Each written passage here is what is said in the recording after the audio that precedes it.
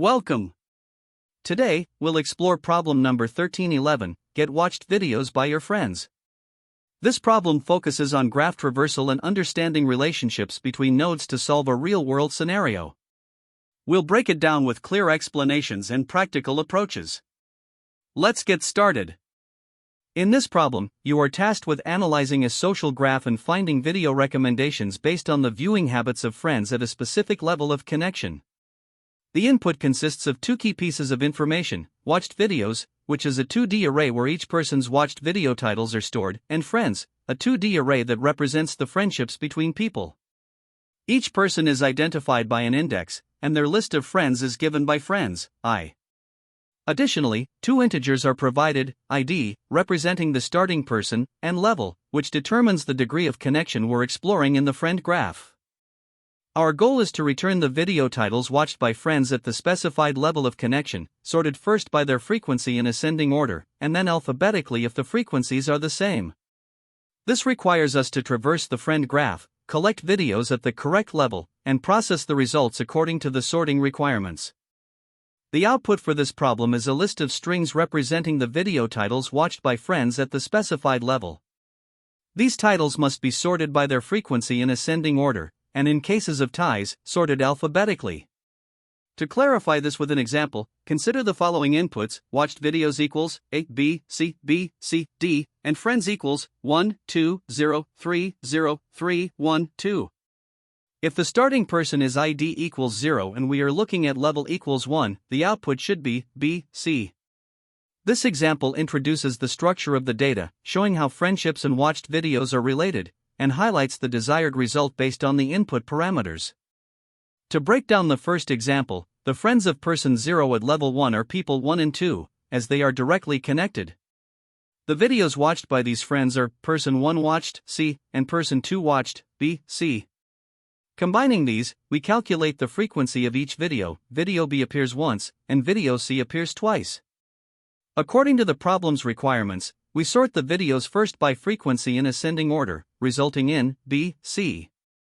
Since there are no ties in frequency, we don't need to apply alphabetical sorting here. This example demonstrates how to identify friends at the correct level, collect their watched videos, and apply the sorting criteria. In the second example, the starting person is still ID equals 0, but now we are looking at level equals 2. At this level of connection, the only friend of person 0 is person 3. This is because person 3 is not directly connected to person 0, but is connected through person 1 or person 2. Person 3 has watched the video, D. Since there's only one video and its frequency is 1, the result is simply D. This example highlights how the level parameter changes the set of friends we consider, and it also demonstrates how the result is determined when there's only one video at the specified level. Finally, let's consider some important constraints and edge cases. First, if there are no friends at the given level, the result should be an empty list. For instance, if ID equals 0 and level equals 3, and no friends exist at level 3 for person 0, the output would be. Another edge case involves duplicate videos watched by a single person. Such duplicates should not inflate the frequency count. For example, if a person watches the same video twice, it still counts as one occurrence. Additionally, the solution must handle large inputs efficiently, as the constraints allow up to 100 people, each with up to 100 friends and videos. These considerations ensure your solution is robust and performs well under all valid input scenarios. To tackle this problem, one possible approach is the brute force method. The main idea here is to traverse the graph of friends using breadth-first search, or BFS, starting from the given person's ID. With BFS, we can efficiently locate all friends at the specified level K in the graph. Once we have identified these KTH-level friends, we then iterate through the list of videos they've watched and count the frequency of each video. After calculating the frequencies, the final step involves sorting these videos based on their frequency, and in the case of ties, by their lexicographical order. This ensures that the output matches the required format. BFS works well here because the friends array acts as an adjacency list for an unweighted graph, making it easy to traverse level by level. However, while this method is straightforward, it does come with trade-offs. For example, the time complexity is driven by the graph traversal, video frequency calculation, and sorting, which together result in O, n plus E plus V asterisk log, V. Additionally, this approach might involve redundant computations, especially for larger graphs, which could make the method less efficient in those cases. Overall, while the brute force approach is easy to understand and implement, it may not be the most optimal solution for all scenarios. Now let's consider an optimized approach to address some of the inefficiencies in the brute force method. The core idea remains similar, but we focus on minimizing redundant computations. First, we still use BFS to locate the KTH level friends, but we streamline the process to avoid unnecessary traversal of irrelevant parts of the graph. Once we have the KTH level friends, we use a dictionary to count the frequency of videos watched by this specific group. This step ensures we only process the relevant data. Finally, we sort the videos based on their frequency and lexicographical order in a single operation, reducing overhead. This refined process achieves the same goal but does so more efficiently. By narrowing our focus to the KTH level friends and combining sorting criteria, we reduce the number of redundant operations. The time complexity remains O, n plus E plus V asterisk log, V, but the space complexity is slightly improved to O, n plus V. While this optimized approach is still dependent on graph traversal and sorting, it minimizes unnecessary processing and strikes a better balance between efficiency and clarity compared to the brute force method. There's also an alternative approach worth mentioning, which is to use depth-first search, or DFS, instead of BFS. However, while DFS can traverse the graph, it isn't as natural for level-wise traversal. Since the problem specifically requires identifying friends at a particular level K, BFS is a more intuitive choice. For this reason, our chosen strategy is the optimized BFS approach. This method is particularly well suited for the problem because BFS inherently aligns with level-wise traversal, making it easier to identify the KTH level friends. Additionally, counting video frequencies and sorting in one step ensures efficiency, and the overall approach balances performance with code readability. While the sorting step does add O, V asterisk log, V, complexity, it's necessary to meet the problem's requirements. Compared to the brute force method, this approach avoids unnecessary graph traversal, and compared to DFS, it simplifies the implementation and debugging process. Ultimately, the optimized BFS approach provides the best mix of clarity and efficiency, making it a strong choice for solving this problem. In conclusion, the optimized BFS approach stands out as the ideal solution to this problem because it effectively balances simplicity, clarity, and performance. By leveraging BFS for level-wise traversal, focusing solely on the KTH level friends, and streamlining the process of counting and sorting video frequencies, this strategy avoids redundant computations while maintaining a clear and efficient implementation. The method's use of BFS ensures that we directly address the problem's requirements, while the combined sorting step guarantees the output is correctly formatted. Overall, this approach not only meets the problem's demands but does so in a way that is both practical and easy to understand. To solve the problem of finding all friends at the KTH level in a social graph, we use the breadth-first search or BFS algorithm. BFS is ideal here because it processes nodes level by level, which aligns perfectly with our goal of identifying nodes at a specific distance. The first step is to validate the input. We need to ensure that the graph is well-formed, typically represented as an adjacency list or matrix. We also verify that the given starting node, represented by ID, actually exists in the graph. If it doesn't, we immediately return an empty result. Additionally, we check that the level K is a non-negative integer, as negative values wouldn't make sense in this context. Once the input is validated, we initialize our data structures. A queue is used to manage the BFS traversal, allowing us to process nodes in the correct order. A set is also essential to track visited nodes. This prevents us from revisiting nodes and avoids potential infinite loops in graphs with cycles. We then populate the queue with the starting node, paired with its initial level of 0, and mark it as visited by adding it to the set. These initial preparations lay the groundwork for the BFS process that follows. Now, with our data structures initialized, we proceed to perform the BFS traversal. As long as the queue is not empty, we dequeue the first element, which gives us the current node and its corresponding level. If the current level matches K, it means we've reached the desired depth in the graph. At this point, we iterate over the queue to collect all nodes at this level and return them as the result. If the current level is less than k, we continue exploring the graph. For each neighbor of the current node, we check whether it has been visited. If it hasn't, we mark it as visited, add it to the queue, and increment its level by 1. This ensures that all nodes are processed level by level, and no node is revisited. There are also a couple of edge cases to handle. If k is 0, we simply return the starting node itself since it represents the 0th level. Additionally, if the traversal completes and we don't find any nodes at level k, we return an empty list. Finally, once the BFS completes, the nodes found at level k are returned as the output. There are several key insights that make this approach effective. First, BFS is the ideal algorithm for this problem because it naturally processes nodes level by level. This guarantees that when we reach level k, all the nodes at that level are identified simultaneously. Another critical consideration is avoiding cycles and redundant work. By maintaining a set of visited nodes, we ensure that no node is processed more than once. This is especially important in graphs with cycles, where revisiting nodes could lead to infinite loops. Now, looking at the complexity of this algorithm, the time complexity is O, V plus E, where V is the number of nodes, or vertices, and E is the number of edges in the graph. This is because each node and edge is visited exactly once during the traversal. The space complexity is O, V, as we need to store the queue and the visited set, both of which grow with the number of nodes in the graph. These insights highlight why BFS is not only correct but also efficient for this type of problem. The success of this algorithm relies heavily on the data structures and their operations. The queue is a fundamental part of the BFS process. It stores tuples consisting of a node and its current level, enabling us to track both the node's position in the graph and its distance from the starting node.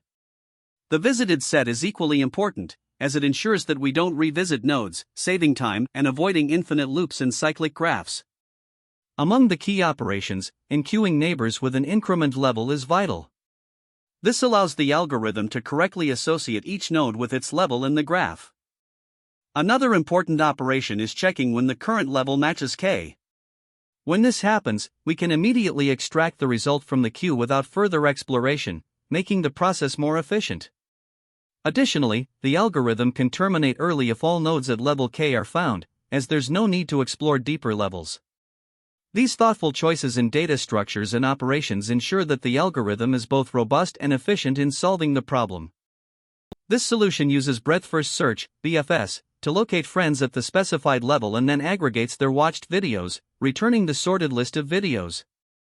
### step-by-step explanation. 1. Initialization. We use a queue to implement BFS, initialized with the starting ID. A visited set ensures we do not revisit nodes, avoiding infinite loops. The current _level counter tracks how deep we are in the friendship graph. 2. BFS traversal. The while loop runs until all friends at the given level are found. For each person in the queue, we explore their neighbors, friends. If a friend has not been visited, they are added to the queue and marked as visited. This process continues until current _level matches the desired level. 3. Video frequency count. After BFS, the queue contains only friends at the desired level. We iterate through these friends, updating a dictionary, video_frequency, with the count of each video watched by these friends. For sorting videos, the videos are sorted first by their frequency, ascending, and then by their lexicographical order. This ensures the result meets the problem's requirements. 5. Return result. The sorted list of videos is returned. ### edge cases. If level is 0, the function considers only the starting ID. If the ID has no friends at the given level, the result is an empty list. Videos are sorted alphabetically if two have the same frequency.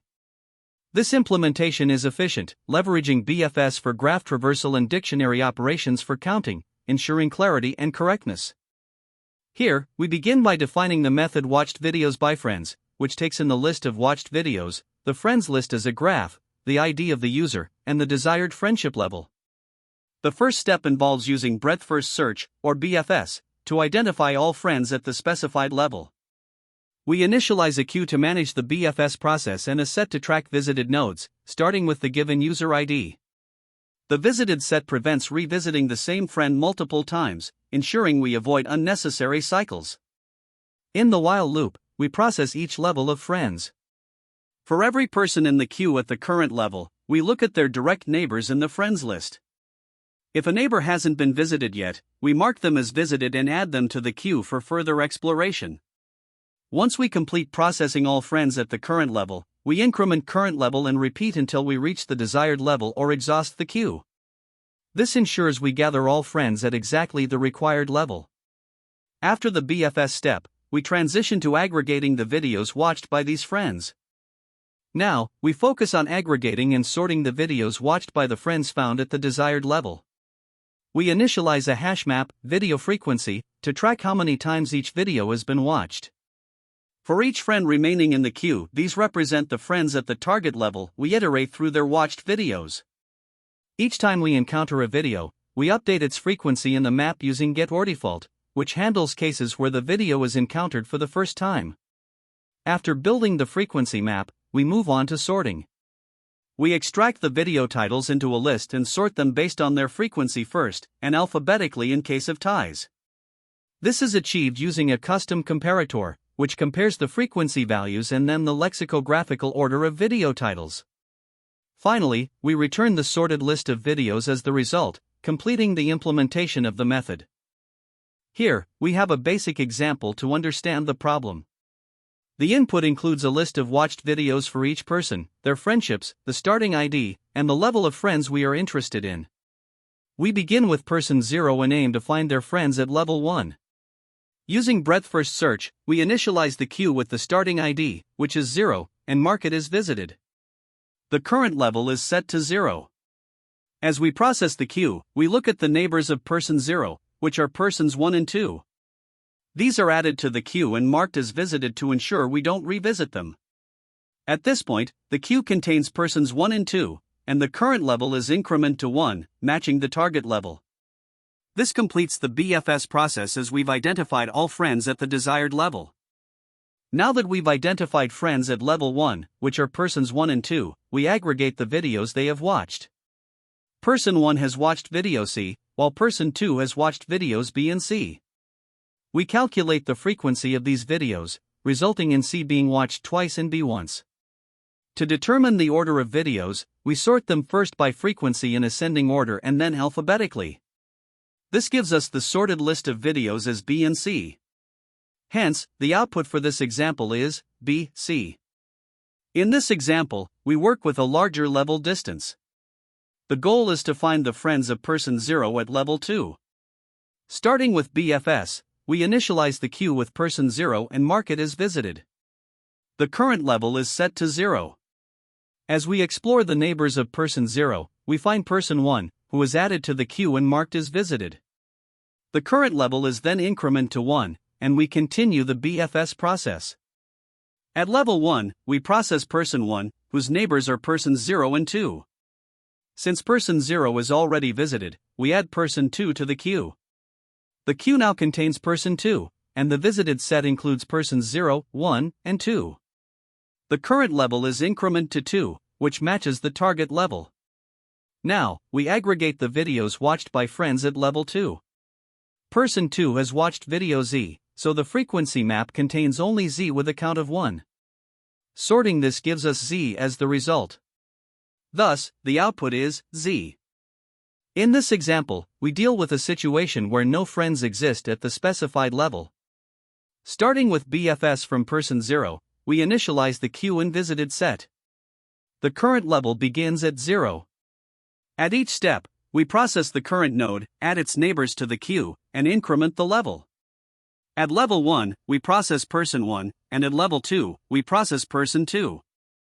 However, at level 3, the queue becomes empty as person 2 has no unvisited neighbors. Since no friends exist at level 3, the output is an empty list. After completing the BFS, we find that there are no friends at the specified level, which is 3 in this case. With no friends at this level, there are no videos to aggregate or sort. Therefore, the result is an empty list. This illustrates that the algorithm correctly handles cases where the target level exceeds the depth of the friendship graph or where no friends exist at the specified level. The final output is simply. Let's analyze the time complexity of our approach by breaking it into 3 parts. First, we have the BFS, or breadth first search, which is used to find all friends at the specified level. In this step, the BFS explores the friends graph starting from the given person, and each node is visited only once, thanks to the use of a visited set. If we let n represent the total number of people and e represent the total number of friendships, the BFS requires n plus e time. This is because we process each node and its neighbors once. Even though the BFS is limited to a specific number of levels, in the worst case, it could still visit all the reachable nodes in the graph. Next, we move to the aggregation step, where we collect the videos watched by the friends at the target level.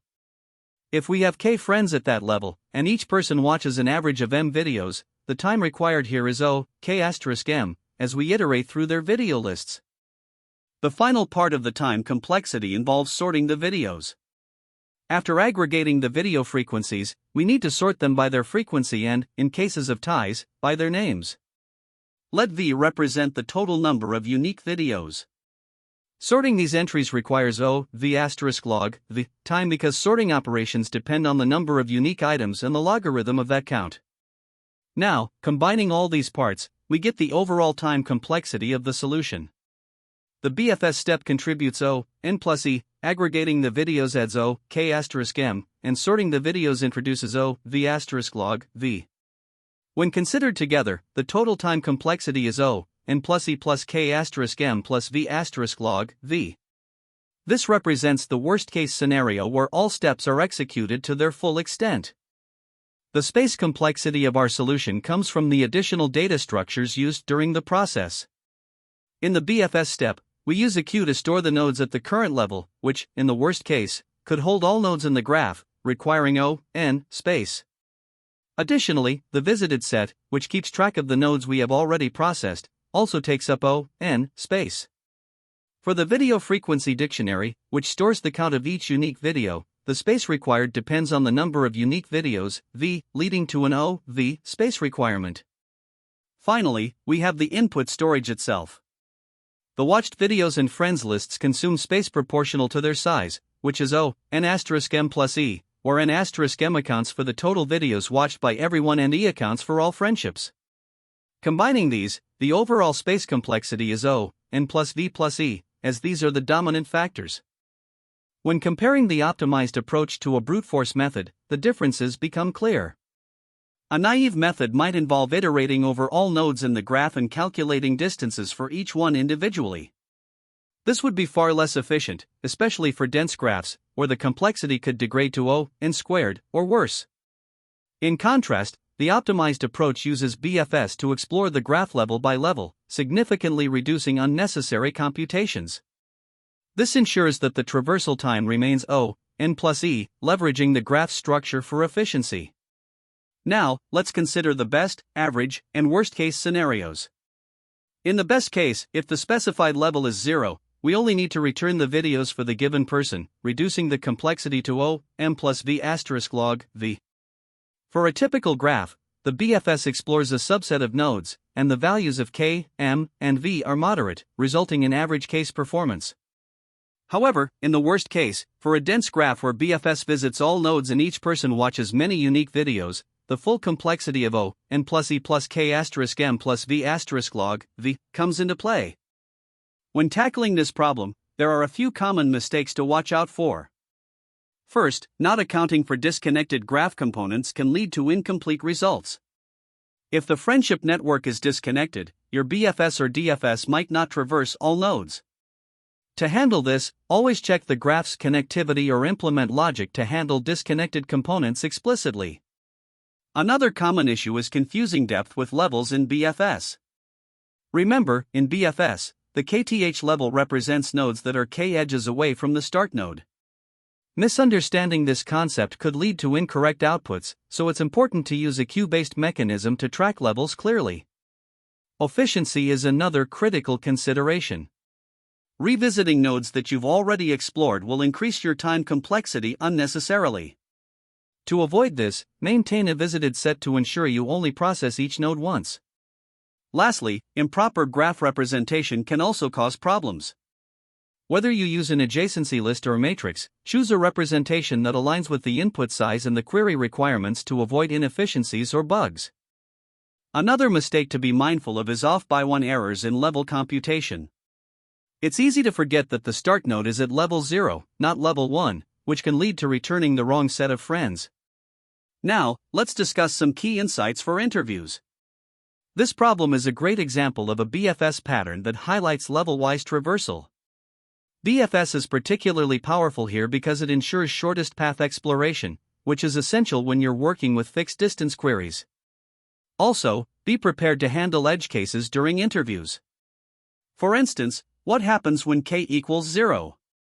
In that case, you should return the start node itself. You should also consider scenarios where no nodes exist at the kth level, such as when k exceeds the depth of the graph. Cyclic graphs are another edge case where revisiting nodes can occur if you don't track visited nodes properly. Discussing trade-offs is also important.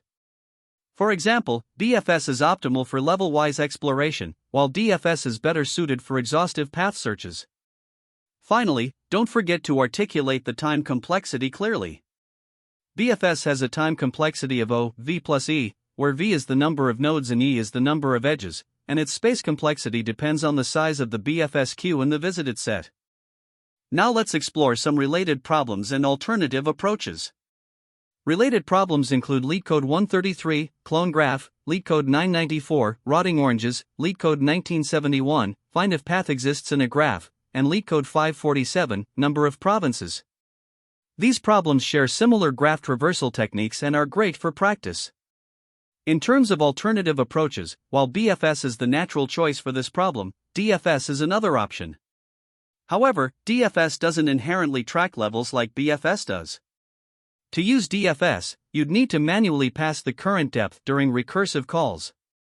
This makes it less convenient for fixed distance queries but suitable for problems focused on exhaustive path exploration.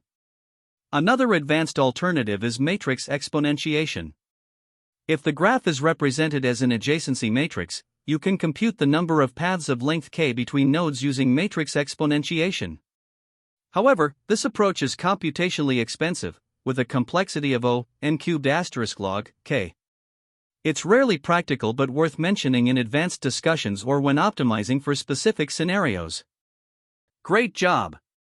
To wrap up, we reviewed the BFS approach, its efficiency, and its real-world applications. Remember, mastering graph traversal is a valuable skill in both interviews and real-world problem-solving. Thanks for tuning in, see you next time. That's the end of this tutorial. I hope you found this explanation helpful for understanding the solution to this LeetCode problem.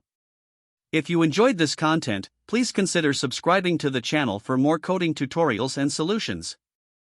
Feel free to leave a like if this video helped you, and don't hesitate to comment with any questions you might have. Thanks for watching, and happy coding!